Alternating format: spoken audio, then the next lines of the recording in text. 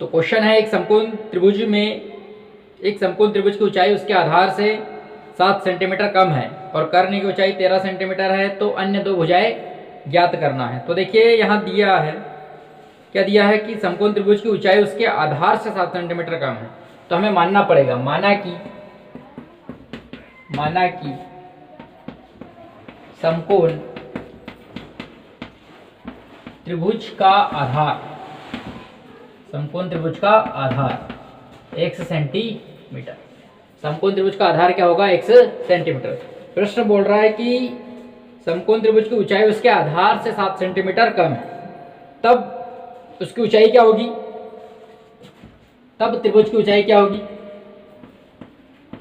त्रिभुज की ऊंचाई हो जाएगी आधार से 7 सेंटीमीटर कम, मतलब x माइनस 7 सेंटीमीटर। और क्या दिया है? कर्ण की लंबाई दी है। कर्ण कितना है? 13 सेंटीमीटर। कर्ण कितना है? चूंकि कर्ण दिया है हमारे पास 13 सेंटीमीटर। तो देखिए एक त्रिभुज बनाते हैं हम पहले। ये एक समकोण त्रिभुज बनाते हैं। ये हो जाएगा ए बी और ए सी। कर्ण की लंबाई 13 दी है, ऊंचाई है हमारे पास x माइनस 7 और आधार है x। तो ऊंचाई और आधार स्पष्ट नहीं है, तो ऊंचाई और आधार ज्ञात करने के लिए हम क्या करेंगे? यहाँ चूंकि यह समकोण त्रिभुज है, तो समकोण त्रिभुज में हम पाइथागोरस प्रमेय लगाएंगे। क्या लगाएंगे? एक त्रिभुज ले लेते हैं। चूंकि त्रिभुज में पाइथागोरस प्रमेय से, तो त्रिभुज में पाइथागोरस प्रमेय से क्या हो जाएगा? कर्ण का वर्ग बराबरी से लंब का वर्ग प्लस आधार का वर्ग। ये पाइथागोरस प्रमेय होता है। कर्ण का मान कितना है? 13 का वर्ग। लंब कितना है? लंब देखिए, लंब है यहाँ x माइनस 7 का वर्ग प्लस आधार है x का वर्ग। 13 का वर्ग 169, x माइनस वाई पूरे का वर्ग, x माइनस वाई या a माइनस बी पूरे का वर्ग बराबर से होता है a का वर्ग माइनस 2ab प्लस b का वर्ग। ये सारा समीकरण में हम मान रखेंगे। a का वर्ग मतलब x का वर्ग, माइनस 2ab मतलब माइनस 2 इंटू 7 2ab मतलब 2x, b की वैल्यू कितनी है? 7, प्लस b का वर्ग मतलब 7 का वर्ग, प्लस क्या है यहाँ? x का वर्ग। 169 बराबरी से x का वर्ग, 7 दूनी 14x प्लस 7 का वर्ग 49 प्लस x का वर्ग। 169 जैसे का वैसा, x का वर्ग 2x का वर्ग माइनस 14x प्लस 49। चलिए आगे बढ़ते हैं। हम यहाँ क्या है? पक्षांतर कर देते हैं। क्या कर देते हैं? यहाँ पक्षांतर करेंगे तो 2x का वर्ग माइनस 14x प्लस 49 जैसे का वैसा। 169 को हम उधर पक्षांतर करेंगे तो क्या हो जाएगा? माइनस 169 बराबर से इधर क्या बच रहा है? 0। ठीक है, तो 2x का वर्ग माइनस 14x, 169 में से 49 को घटाइए, यहाँ घटाने पर हमें क्या प्राप्त हो रहा है? 120 बराबरी से 0। तो यहाँ देखिए जो पूरा समीकरण है, जो हमारा द्विघात समीकरण बना है या वर्ग समीकरण बना है, ये 2 से विभाजित हो रहा है। तो हम यहाँ क्या करेंगे? 2 से भाग कर देंगे। क्या कर देंगे? चूंकि 2 से भाग इसलिए कर रहे हैं क्योंकि समीकरण हमारे पास सरल बन जाएगा। समीकरण कैसा बन जाएगा? सरल। 2 से भाग दे देंगे। यहाँ 2 से भाग दे रहे हैं, 2 से 2 कटा क्या बच गया? x का वर्ग। यहाँ भी 2 से भाग दे रहे हैं, लिखना नहीं है, ऐसे समझाने के हिसाब से बता रहा है। तो 2 से 14 में भाग देंगे तो क्या आ जाएगा? 7x, यहाँ माइनस रहेगा।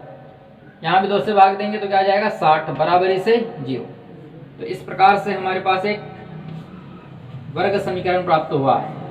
ठीक है गाइस, तो ये वर्ग समीकरण का हम गुणनखंड निकालेंगे। अब ये वर्ग समीकरण का क्या निकालेंगे? गुणनखंड। तो देखिए गुणनखंड कैसे करेंगे, ये मिटा देते हैं, अलग कर देते हैं। समीकरण यहाँ लिख लेते हैं एक बार, x का वर्ग माइनस 7x माइनस 60, चिन्ह सही कि नहीं, बराबर इसे 0। इसका गुणनखंड निकालना है हमें। क्या निकालना है, गुणनखंड। यहाँ हमारे पास a बराबर इसे कितना है 1, b बराबर इसे कितना है 7 और c बराबर इसे है 60। a गुणित c करते हैं, ये रफ में करना है। तो a का मान कितना है 1, c का मान कितना है 60, अब b की वैल्यू कितनी है 7। ऐसी संख्या सोचना है कि गुना करने पर 60 आए, जोड़ने घटाने पर 7 आए। तो ऐसी कौन सी संख्या है, ऐसी संख्या सोचना है कि गुना करने पर 60 है, जोड़ने घटाने पर 7 प्राप्त हो। तो 12 पंचे, देखो 12 गुणित 5, 12 पंचे 60 होता है, और 12 में से हम 5 घटाएंगे तो कितना आएगा 7 आने वाला है। तो देखिए यहाँ क्या हो जाएगा, x का वर्ग माइनस 7 को क्या लिख सकते हैं 12 माइनस 5, यहाँ बच गया x, बचा है माइनस 60 बराबर इसे 0। ये सब हटा देते हैं, संख्या प्राप्त होगी, ये रफ में करना आप। तो x का वर्ग माइनस, कोष्टक सॉल्व करेंगे तो माइनस 12, इधर से x का गुना हो रहा है तो 12x माइनस माइनस प्लस 5 का गुना x में करेंगे 5x माइनस 60 बराबर इसे 0। ठीक है, यहां से कॉमन निकालेंगे, संख्या x से कॉमन निकल रही है, क्या बच रहा है यहाँ से x माइनस x निकल गया, यहाँ से क्या बचा 12 प्लस यहाँ से 5 कॉमन निकालेंगे तो यहाँ से बच गया x माइनस 12 बराबर इसे 0। ये संख्या डबल बार है, देखिए 12 x माइनस 12 2 बार है, एक बार लिखेंगे हम x माइनस 12, यहाँ क्या बच रहा x प्लस 5 बराबर से 0।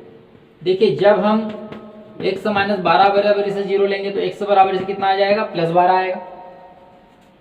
ठीक है, और x प्लस 5 बराबर से 0 लेंगे तो x बराबर से कितना आ जाएगा माइनस 5। कोई दिक्कत नहीं। अब यहाँ देखिए x की वैल्यू एक बार 12 है, एक बार माइनस 5। अभिष्ट मान हमारा धनात्मक रहेगा, अभिष्ट मान क्या रहेगा हमारा धनात्मक, तो x का हमें धनात्मक लेंगे। अभिष्ट मान क्या हो जाएगा, तो देखिए अभिष्ट मान हमारा हो जाएगा, अभिष्ट मान x बराबर से 12 लेंगे। हमें दो संख्या ज्ञात करना होगा। जब आप आंसर में लिखेंगे, देखिए आंसर में क्या लिखेंगे, ये आपको पुनः उतार देना है। कैसे, ये आंसर में ये उतारना है कैसे कि समकोण त्रिभुज का आधार x, आधार कितना है x सेंटीमीटर, x की वैल्यू 12 सेंटीमीटर। कोनो दिक्कत है। इसी प्रकार से ऊंचाई कितनी है, ऊंचाई है हमारे पास x माइनस 7 मतलब 12 माइनस 5 7 बराबर से 5 सेंटीमीटर। तो ये होगी समकोण त्रिभुज की तीनों भुजाएं। ठीक है, आधार कितना 12, ऊंचाई कितनी 5 और कर्ण कितना 13। तो इस प्रकार से ये सॉल्व करना है। ओके, यदि आप पूरी मैथ्स पढ़ना चाहते हो, मैं यहाँ आपको सारी मैथ्स पढ़ाने वाला हूँ 10th क्लास की। यदि पूरी मैथ्स सीखना है तो आप मेरे चैनल को सब्सक्राइब करिए और दोस्तों में भी शेयर करिए। Thank you.